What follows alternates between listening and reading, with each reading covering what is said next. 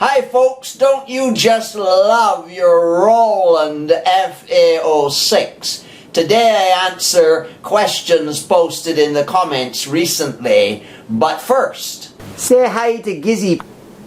Guys, in the last video that I made for the effects edit screen,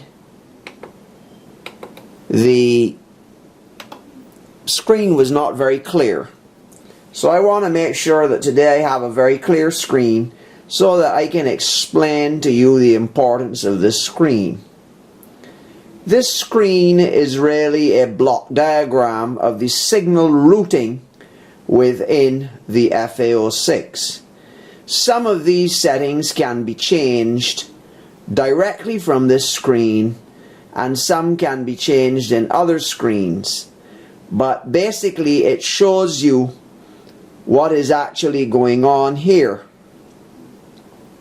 For example, look at the bottom of it and you will see that the click is being sent to the main output. We can go into system settings and set the click so that it's sent to the sub output. Nothing right now is being used on the sub bus.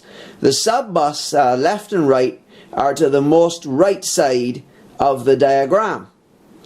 The block above the click shows the USB audio, and it shows that when we're using the FA-06 with our computer, the USB audio in and out from the computer is being sent to the main bus. That is, the main bus is being sent out to the computer, and when we receive audio from the computer, it's coming back into the main bus. Notice the directional arrows.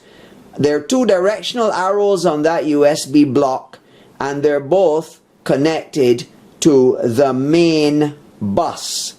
Now, to alter this routing, we have to go to the system setup screen. So what I'm going to do now is, very clearly, I'm going to set that the click is to be delivered to the sub output, and the USB audio output is also going to be delivered to the sub, and the USB audio input is going to come from the audio input.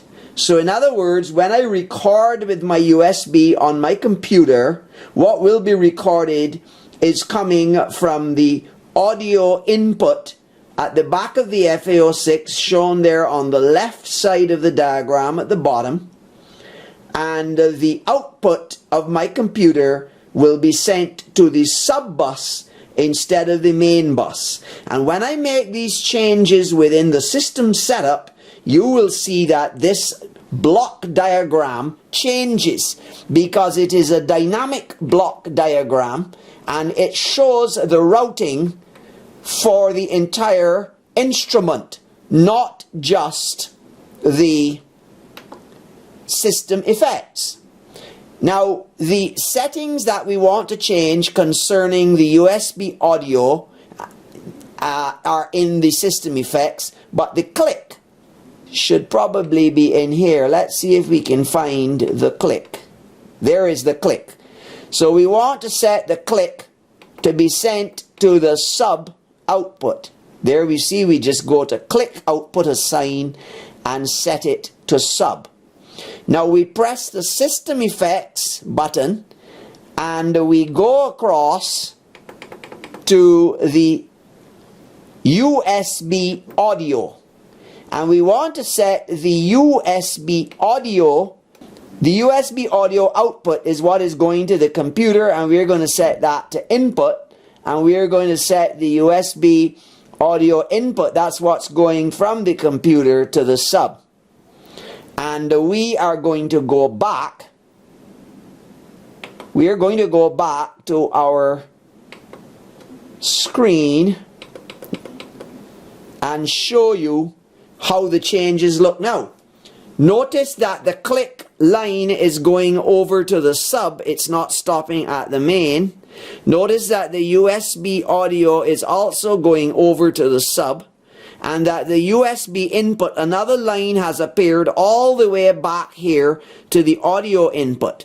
So the audio input path is splits here after your audio input, and it's going to the USB, and it's also going through the noise suppression, the total effects, and the mic reverb, and then it's being delivered to the main.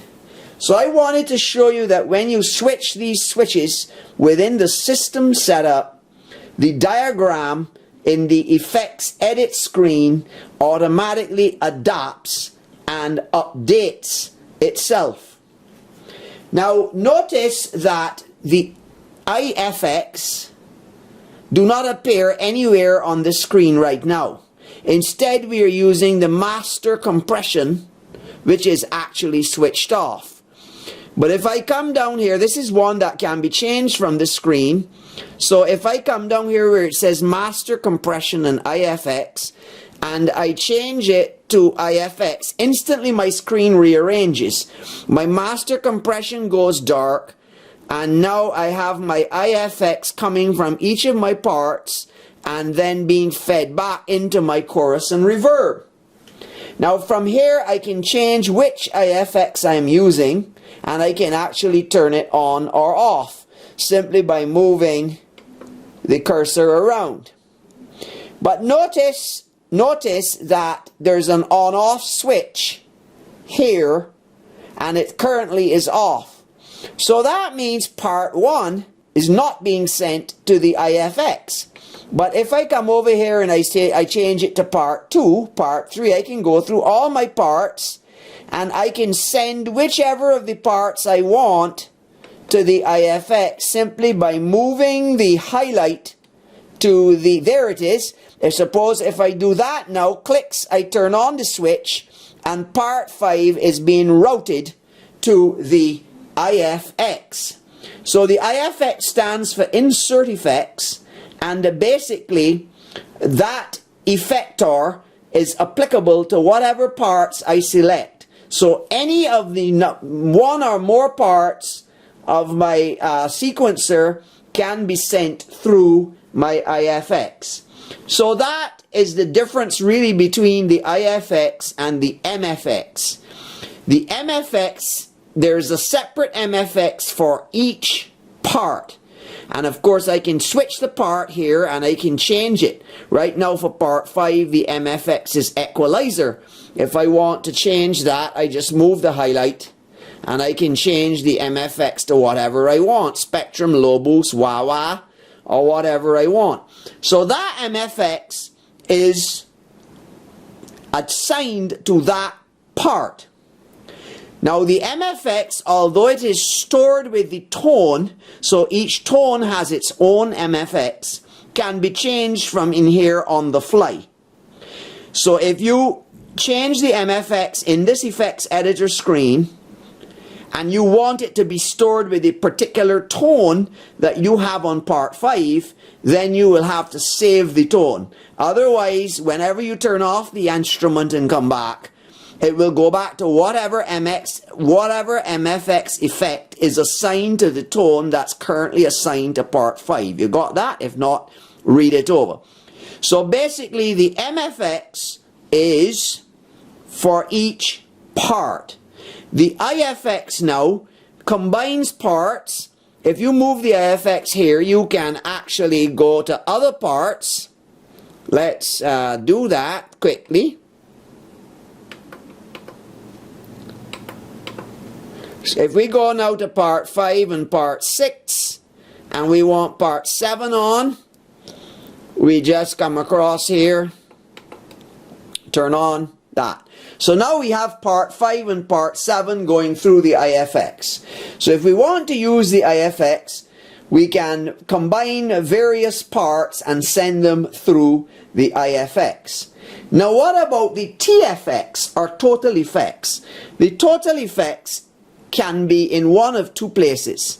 We can either apply the total effects to the audio input, which is guitar or mic or whatever we have, into the audio jack, which is what is happening here. The audio input is going through the noise suppressor, which is turned off, and it's going to the TFX, which right now, although it's turned on, is set to through. And I can change that by bringing down the highlight, get the highlight to where I want it to be. There, I can change now my TFX to filter, isolator, looper, bit crush, wah-wah, or whatever I want. And I can also turn it on and off by going to the dot and turning it dark or turning it on. But suppose instead of using my TFX with the audio input, I want to use my TFX from the main bus. That is, I want my TFX in the main bus. Then I come down here to the TFX location switch and I change it from input to main, and notice it has jumped. The block has disappeared. The audio is going straight into my NS and then to my mic reverb, and now the TFX appears over here on my main bus. See that? The diagram rearranges itself to show the layout and signal flow through the instrument. It's a most useful diagram because, as I pointed out before, most of these parameters you can change right on the fly just by moving the highlight around. And if some of them cannot be changed, all of them can be changed from either the system menu or from the system effects menu. So you just go there and you go system,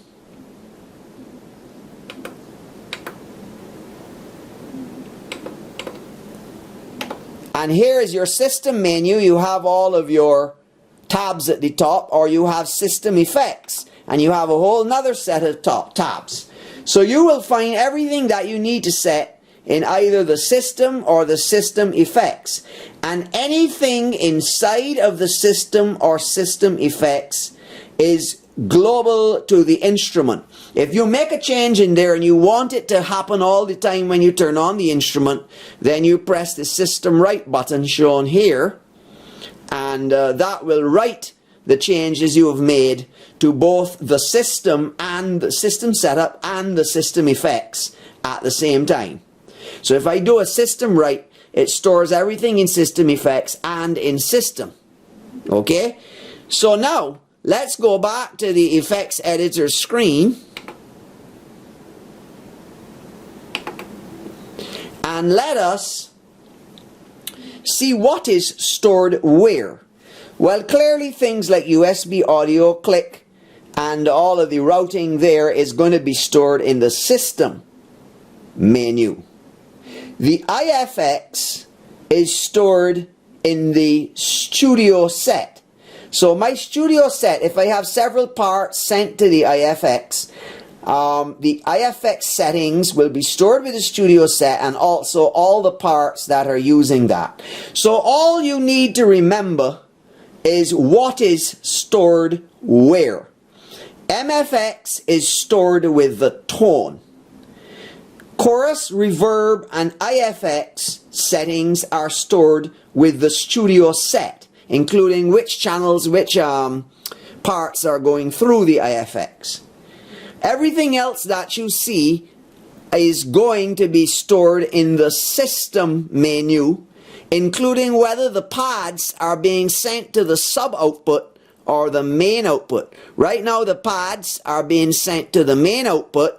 If I change the pads to be sent to the sub output, then that little line, that little blue line, will extend right away over to the sub bus. Notice down here it says main and sub bus. Thanks for watching. See you in the next video.